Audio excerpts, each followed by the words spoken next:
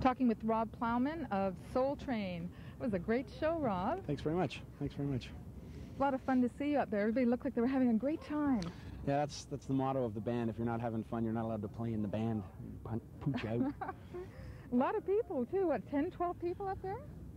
Yeah, it varies a bit, but generally we have about 12 or 13, depending on how we're feeling. You know, we like to get as many people up there as possible. The core unit of the band is about 11 and 12 normally. Sometimes we have 13. We've had 14, but it's hard in any club environment to find a stage that'll hold 14 people. So it's always hard. Could you tell me how the group got together? Well, that's an interesting story. I used to live in Toronto. When I moved back to Ottawa, I was working at a nightclub, and it was my job to come up with the fun ideas to make people come and have more fun at the club.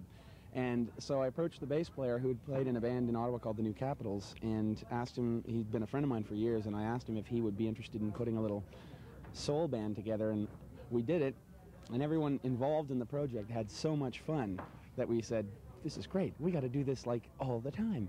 So we've been doing it ever since, and you know, members have been changing, but this is kind of the solid unit now. And we had just started doing it, and the response as well, from not only from within the band, but from the crowd and people that were coming to see the shows was so remarkable. We just said, well, it seems to be working. And I mean, I've been a soul fan for years, you know, it's the only music I prefer playing, and so it kind of works really well all the way around, you know. So how did you get the name Soultrain? What do we do? Go for it. How did you get the name Soultrain? Well, we wanted to, when we were thinking of something for this party at the time, we wanted to come up with something that was very recognizable as being a soul-emphasized project. So what better than the late 60s, early 70s show out of Detroit called Soultrain, and so it was a logical, you know, conclusion. That song you do, Soultrain, is that from the TV show? Well, no, that's actually our rendition of Soulfinger, which, to my knowledge, I draw a complete blank of knowing who did it, and I'll probably get kicked for this later. But we decided that, you know, we wanted something that more than just saying, here is, you know, Tom, Dick, and Harry and Jane who play in the band. We wanted to turn it into something that got the crowd really into it, gave everybody a chance to show off their musical prowess, and you know, and just it's the best way we found to introduce the band. So it serves two purposes. It's a great tune. It does come across as sort of a jam, but what the heck, it's soul music, you know? Yeah, it's great. Thanks. All the music you do, they are covers. Is that right? Yeah, we're working on originals, but we basically, we've got sort of a strategy. This is only the second year that the band's been together, so we've been working, writing material, planning to perform it live, but right now we're concentrating solely. I mean, we enjoy playing the covers, you know. We will start incorporating stuff, but we're very picky about what we'll incorporate too, because we want it to be along the thread of what we're doing. And it's, as I say, you know, it's a very picky thing, because I mean, it's hard to write. Yes, it is. I was going to say it's not, but it is hard to write songs that can go with "Heard It Through the Grapevine," because these are classic soul songs, you know. So you're kind of, well, this is a good song. We'll keep it over here, and if we want to incorporate it later, we will. Yeah. So that's kind of the thought we're on right now. You know, I read something, Heard It Through the Grapevine was the greatest rock soul song ever written. What do you think? Well, Marvin would be very happy, but James Brown would be upset. You know, that's a really hard thing to say, because there's so many classic tunes. I mean, we do Chain of Fools by Aretha Franklin, and I love singing that, so it's difficult to say. There's a lot of James Brown stuff that I like, and Marvin Gaye even has other songs that I like, but it's certainly up there, you know.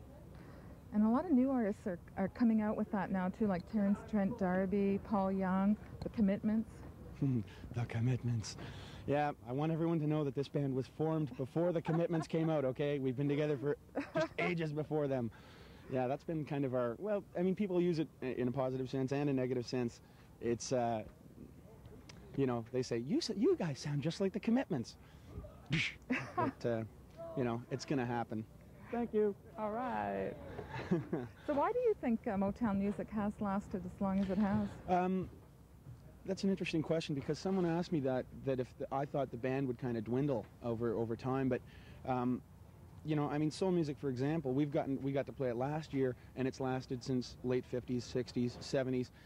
I mean, it's music that makes people feel happy, and it's music that moves people emotionally, you know, and I think that's what people look for in music. And for me personally, it just does something to you, you know. And if you're in a bad mood or you're bummed out about something, you listen to a Marvin Gaye song or an Aretha Franklin, and it just kind of cheers you up inside, you know. And that I think that's a real strong reason why it'll last, because people are always, especially now the way things are, people are looking for something good to cheer them up and to keep them up. For So sure. soul music works. And, you know, vocals have a lot, they play an important part in that type of music, don't they? The phrasing and the way you...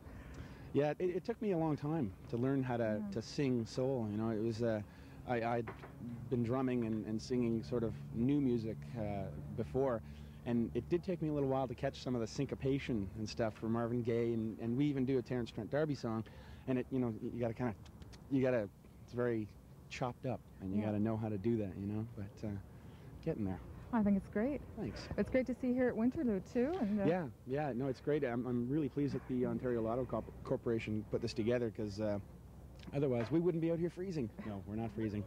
No, it's great because, I mean, you know, this gives a chance for a local band. The bands they've had on here, you know, they've got Doug and the Slugs tomorrow night. They've had Ronnie Hawkins here, and I mean, it gives a chance for a local band who doesn't get a lot of recognition to you know, get out there and get our faces, you know, on camera and in front of the people. Well, great. Yeah. It's been great talking to you, Rob. You too. Thanks.